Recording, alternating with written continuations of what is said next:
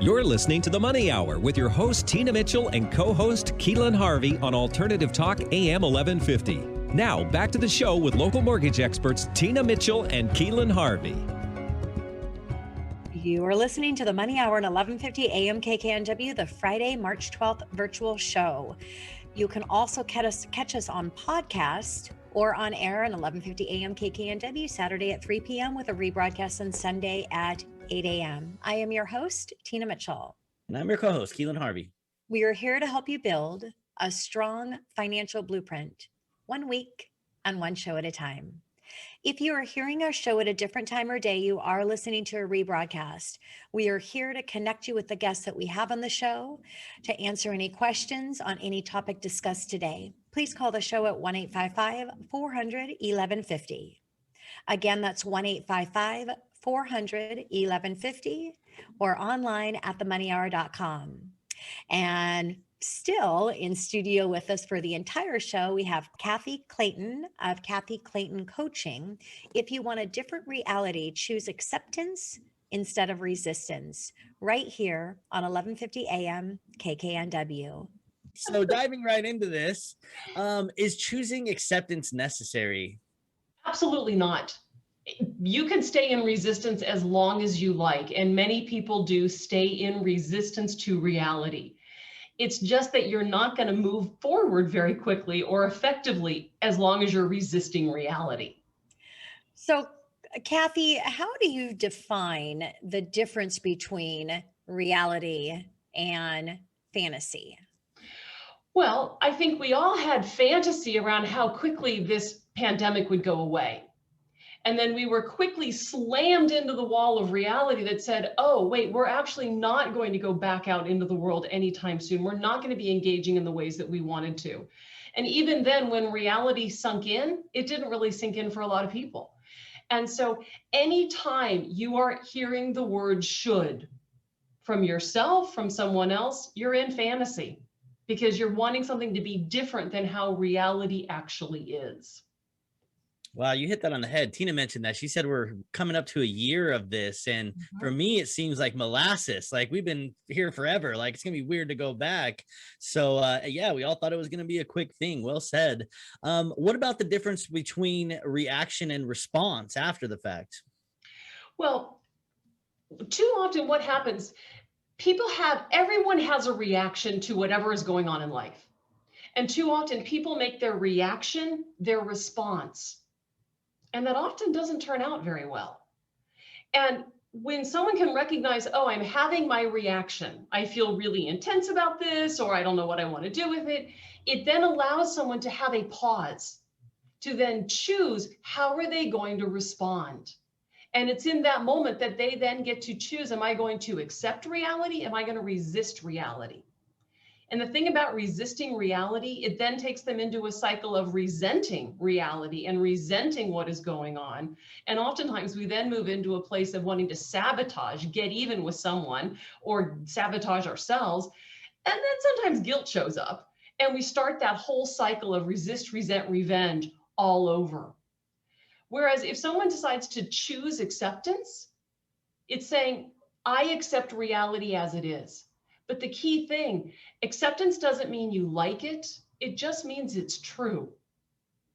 Because there's a whole bunch about life that I don't like, but I accept as true.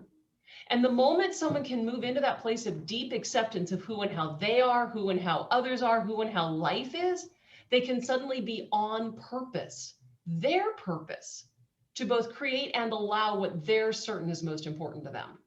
They become masterful in their life. They're the ones that are actually in control of where their life is going. I love that. On purpose for their purpose. And we know this is true because people are living the same reality to the extent of people are in the same industry, businesses are closing down, and they have a whole different acceptance of what that looks like or what it is brought to them. Some stuck in the challenge and other finding the opportunity, just as we talked about you getting fired from your job. Obviously, you created a space of acceptance that allowed you to actually move forward with the opportunity that was waiting right there for you. Because I believe the opportunity is waiting there for everyone in any challenge. So, Kathy, I've worked for many years to create a positive space for myself so that I can be my best self for others. And I do this by recognizing and appreciating the challenging thoughts, then making an intentional decision to put my focus on something that will serve me at a higher level.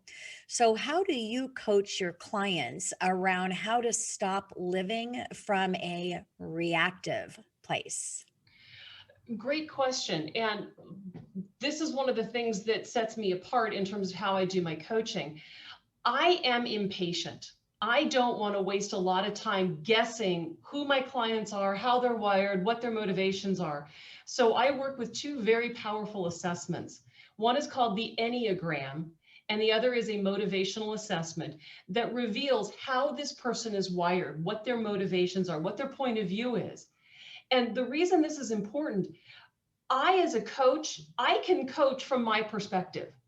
But if my client isn't wired that way, then it's not going to land well. Instead, if I know their motivations, if I know their point of view, I can suddenly begin coaching them based on how they're wired and what their point of view is. The reason that's important, now when someone finally gets that, oh, I'm wired this way, they don't have to be resisting who they really are. They can recognize, oh yeah, I'm going to naturally default to a negative thought because that's my wiring. Instead of having that person make themselves wrong, they can recognize their immediate reaction is, oh, I'm going to always go into a place of defense. Okay, I've done that now. Now I get to choose. Do I continue on that line of defense, or can I choose a different way of looking at it? Whereas another person might immediately have the sky is always blue, everything is always happy. But that may not necessarily serve. And so by recognizing your innate response, you then get to pause and choose what's necessary in the next moment that fits with reality. Yeah, so true. Really coming from an authentic space of where your feelings are currently at. And this is why it's so exciting to have Kathy here if you're listening today, because you really need the best of the best coach that can meet you where you're at and slowly take you through the process. And again, bring in your why, your story, and where that's all coming from to dig deep to really get you to a high level and a high space of consciousness. Yes, that's a hard word to say. Yeah, go ahead, Keelan. I love that, Kathy. Somebody said something. I'm always reading or listening to something that your action is your vote. It's not going to happen all the way, but what do you choose to put your vote towards? And stepping back to make that choice is huge. That's a fantastic thing that you can do, and it's not easy because we're emotional people, correct? When you're talking about that, I was trying to figure out what the heck's an Enneagram. Well, let me spell that for the audience. I couldn't even say it. Enneagram. There we go. Enneagram. Well, it's spelled Enneagram. And Ennea is Greek for 9. And this is a 9-sided object, and it represents 9 unique points of view. And it is, in essence, a map of humanity. It comes out of observing how humans naturally show up. And we have all 9 types within us to greater or lesser degree, but one of them is our home point. And we always have access to other points as well. And it's, to be honest, it is a complex tool. I like that. We are complex beings. Let's work with a tool that meets and honors that complexity. And so I teach my clients how to work with this resource so long after we're done with the coaching, they can continue their growth. And ultimately, it's about recognizing the 3 centers of intelligence, head, heart, and body, so that clients can inhabit all 3 of those centers and they can access the capacity that is available, but oftentimes we shut off because we're either afraid of it, we don't know what to do with it, or we don't have direct access to it. Yeah. So, Kathy, everyone has a point of view, and knowing what it is critically important. How is knowing your point of view helpful? Well, the power of knowing your point of view is that you can relax. Because if suddenly you recognize, oh, for example, I'm a head type. I'm going to automatically live in my head. I'm going to make a mental framework of how the world's going to go. I'm not going to default to my heart. That's just not who I am. It doesn't mean I don't go to my heart, but I'm going to default to thinking about something. And by recognizing that, whether it's a gut base or a heart base or a head base, you can relax because you're not going to be resisting who you really are. So we come full circle back to that place of acceptance.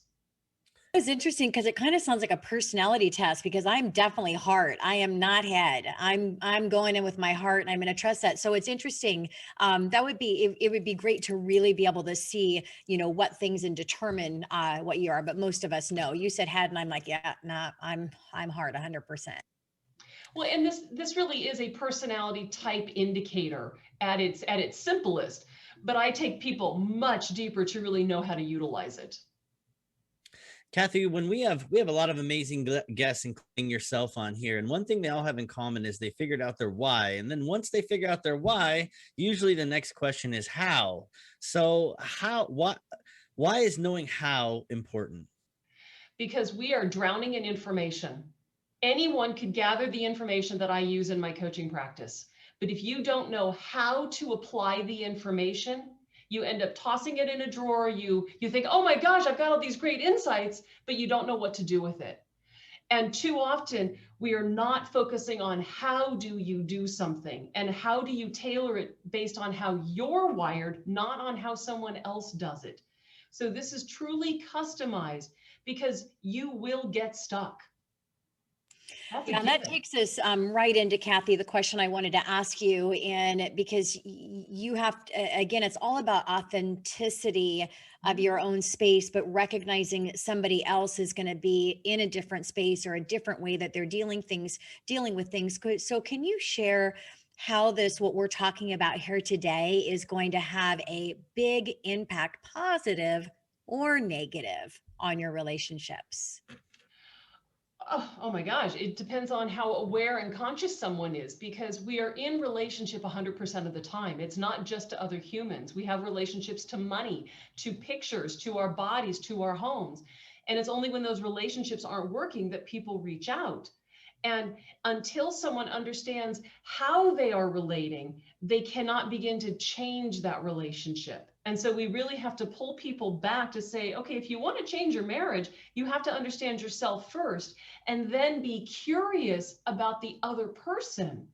Because it's only in curiosity that you're going to create the open space and the acceptance to allow change to emerge.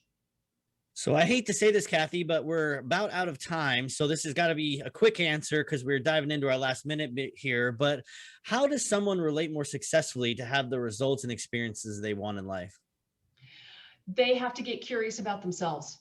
They have to really understand who and how they are and learn how to apply that information in positive, constructive ways, because only then are they going to have the long-lasting success and experiences they want.